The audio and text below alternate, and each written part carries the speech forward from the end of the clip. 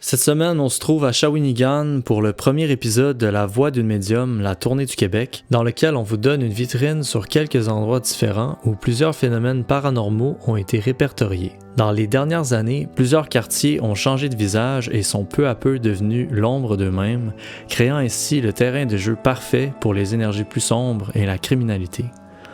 La médium et énergéticienne Cathy Lavoie, une ancienne résidente de la rue Montcalm à Shawinigan, va nous en parler plus en détail. Aujourd'hui, nous nous retrouvons devant un appartement où j'ai habité sur la rue Montcalm en 1992 à l'âge de 8 ans.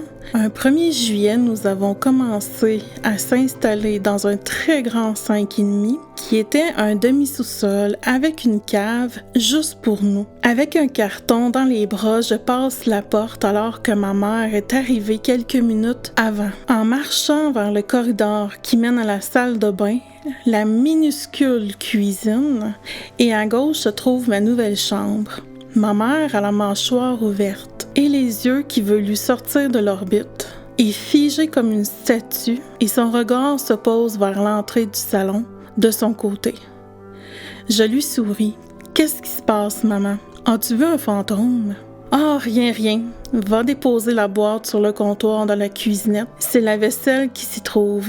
Prends un chiffon et nettoie avant de placer les ustensiles dans le tiroir. » À peine quelques secondes plus tard, une présence derrière moi se fait ressentir. Je le sens passer à travers la porte d'entrée en arrière, juste où ma mère riait. Je tourne la tête pour y jeter un œil et je vois ma mère pétrifiée. Elle la voit. Une dame habillée de vêtements blancs et très longs, d'une autre époque, et aux cheveux châtains, épais et mi-longs. Une femme caucasienne. Elle ne dit rien, nous ne regarde même pas. Marche lentement en ligne droite et se dirige vers le salon. Puis elle s'évapore devant nos yeux, juste à l'entrée du salon. « Maman, l'as-tu vu aussi? » Ma mère répond « Moi, je nettoie la salle à manger et toi, continue de nettoyer les armoires. » Je me sentais frustrée, je grognais intérieurement. Je me souviens de la pensée que j'ai eue à cette époque. Oh, je pensais enfin pouvoir respirer. Mais on ne dirait pas. La dame a fait le même cycle à chaque soir. Je ne vous mentionnerai pas l'histoire de celle-ci parce que j'ai déjà fait une vidéo sur elle. Pour ceux et celles qui seront intéressés, le lien sera sous cette vidéo. Après le dîner, avec quelques membres de notre famille, je me suis retrouvée seule dans ma chambre. Et en ouvrant la porte de mon garde-robe pour commencer à y placer mes vêtements, un homme était debout face à moi. Il devait mesurer 5 pieds 10, aux cheveux très courts, brun à noir, yeux bruns et caucasiens. Il était habillé d'un chandail à manches courtes, noir et un jeans.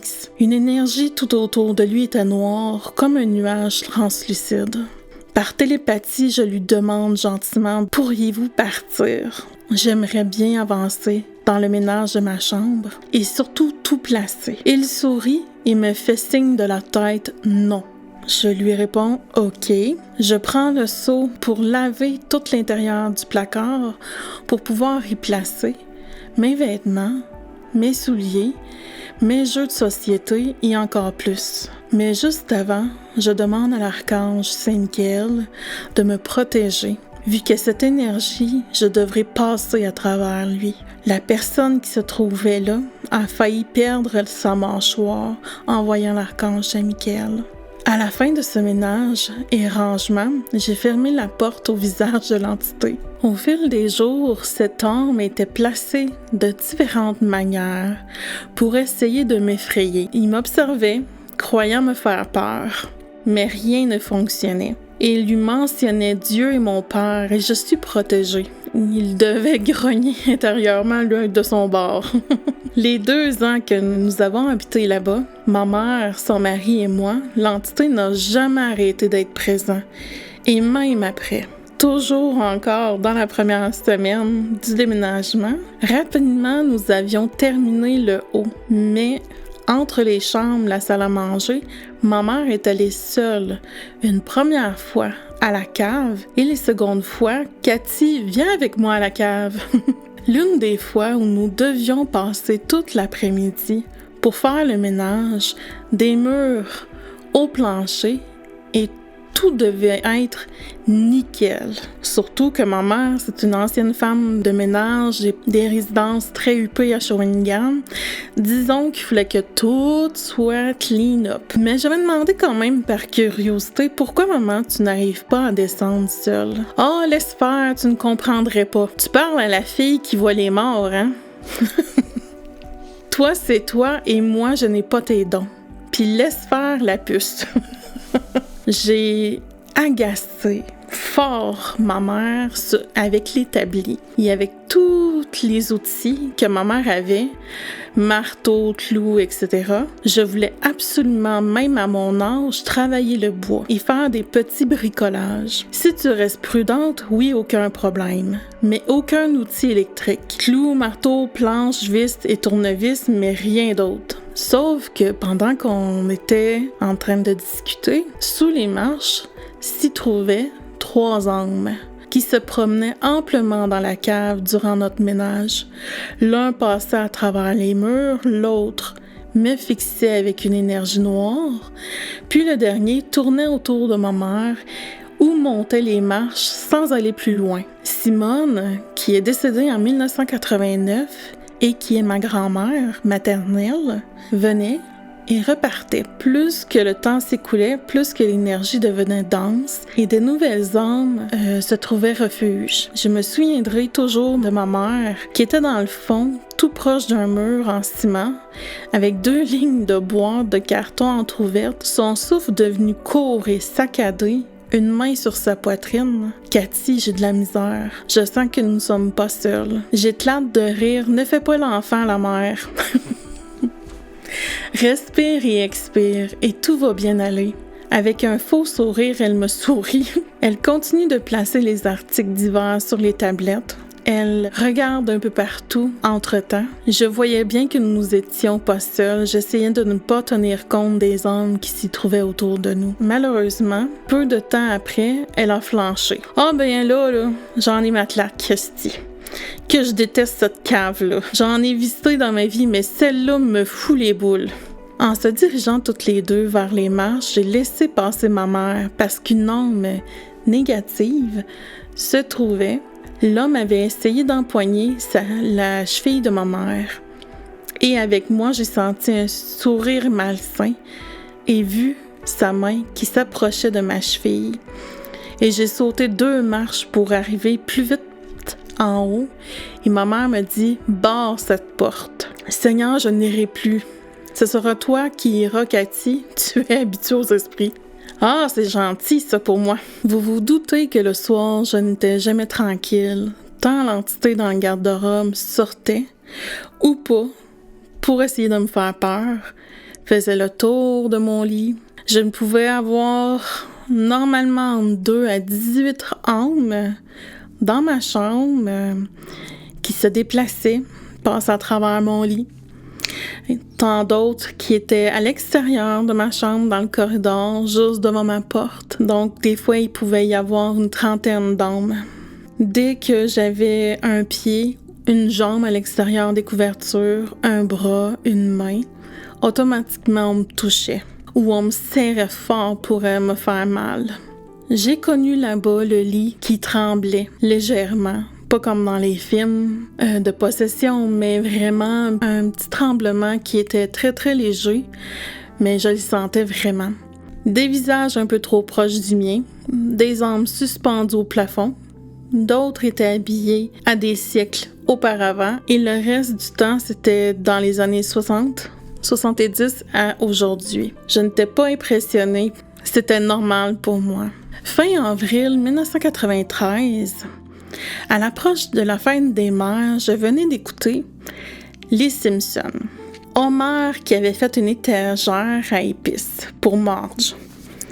Donc, j'avais l'intention de faire mieux que lui.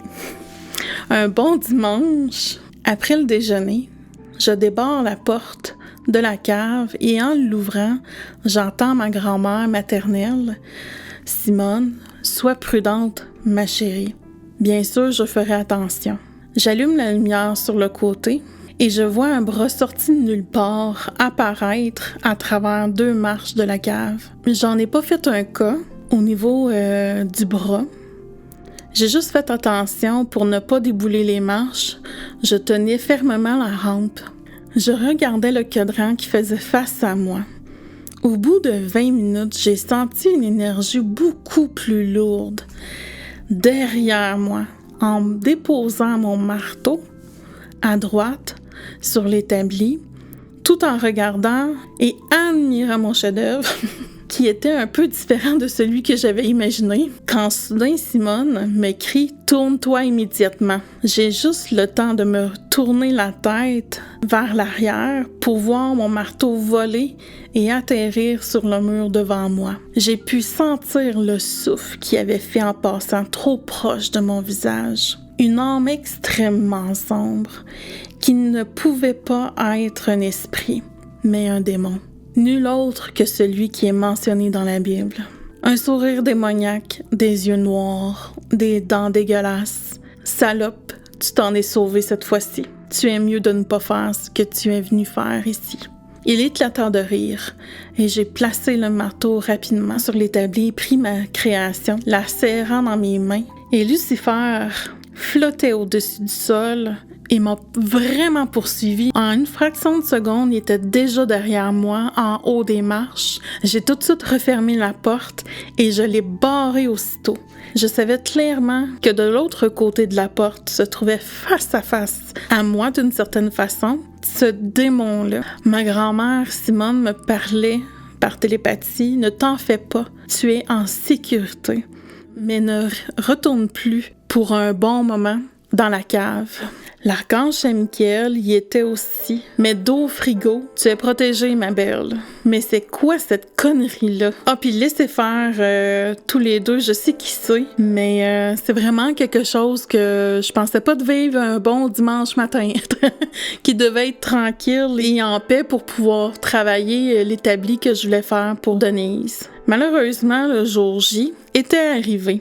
Et j'ai dû remettre, aussi moche que celui de Homer, l'étagère à épices. Disons qu'elle a joué le jeu. Oh, merci ma chérie, que c'est beau. Et elle s'est forcée d'aller chercher ses pots à épices pour essayer de les rentrer à travers les planches qui étaient... Et de mon bord, je la regardais avec des gros yeux en voulant dire, regarde, niaise-moi pas, là. C'est comme, je sais qui est laid, là. Rapidement, ma mère et son mari ont commencé à me laisser seule en début de soirée pour aller jouer aux cartes chez ma tante Jocelyne avec son conjoint.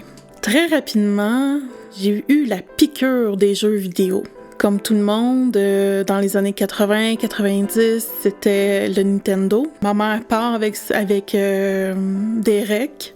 Ils partent, tout va bien. Bon, une demi-heure, je suis tranquille. Sauf que j'entends la porte de la cave claquer. Comme si quelqu'un aurait rentré dans le sous-sol, puis essayé de la fermer, puis de la clencher après. Mais là, j'ai fait « OK, c'est parce que j'ai barré. » Là, je commençais à avoir un peu d'angoisse. Je dis « Mon Dieu, là, je suis comme toute seule, là. J'ai pas de parents. J'ai pas de couteau à côté de moi au cas que je me fasse agresser ou quoi.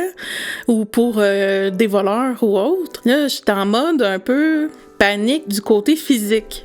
Moi, de mon bord, je pensais pas que c'était une entité. ou autre chose, mais moi je pensais que c'était un humain qui avait essayé de rentrer tellement que la porte était concrète. Je l'avais vraiment entendue. Et il faut savoir que la porte de la cave, elle se trouve être en diagonale avec ma salle de jeu où se trouvait le Nintendo. C'est rare que j'entendais la porte dans cette pièce-là.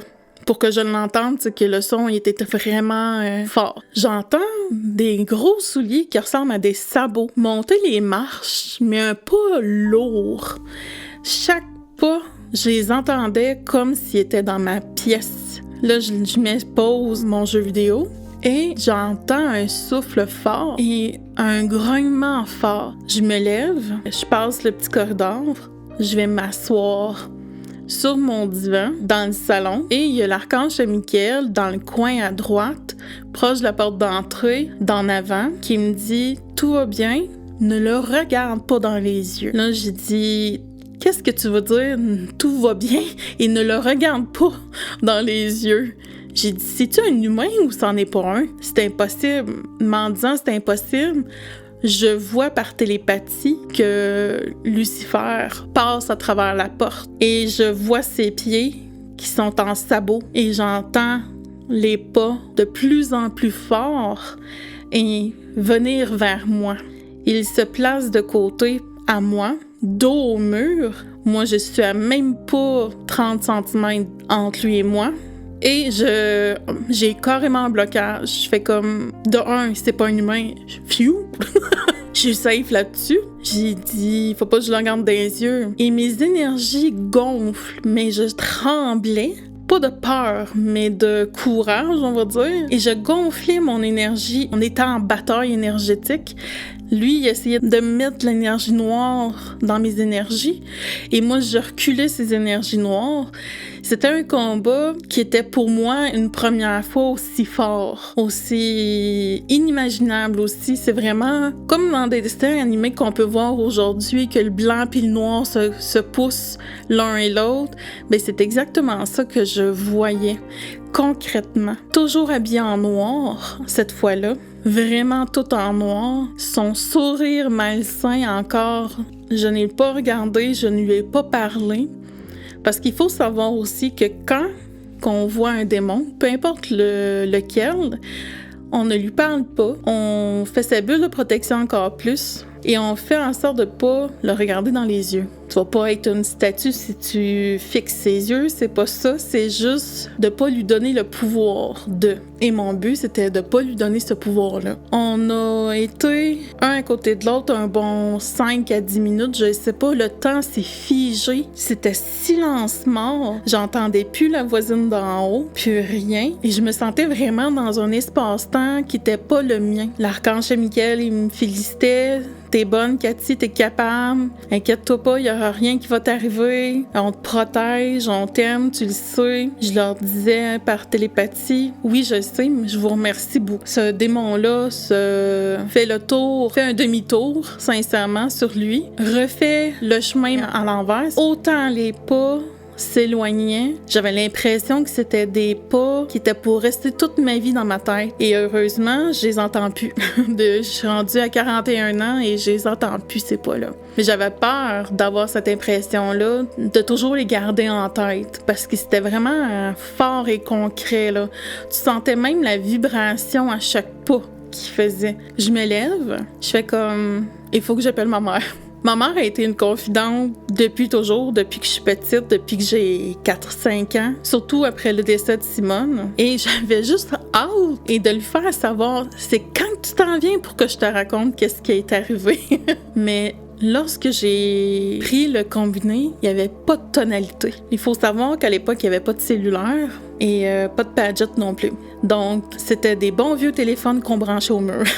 Je parle avec ma mère me fait savoir de lui sacrer patience parce que je le sens dans sa voix qu'elle a peur de mon histoire. Elle essaye de faire semblant qu'elle est forte, mais tu sais, j'ai dit, il y a un démon, là, j'ai dit carrément, puis qui est venu, là, qui est là, qui est encore dans le sous-sol. C'est celui qui m'a envoyé le marteau. Mais Denise, elle avait le côté radical à se sauver la face en disant, là, sac-moi patience, calvaire, là, je suis en train de jouer aux cartes, puis ça va aller tantôt quand je vais arriver.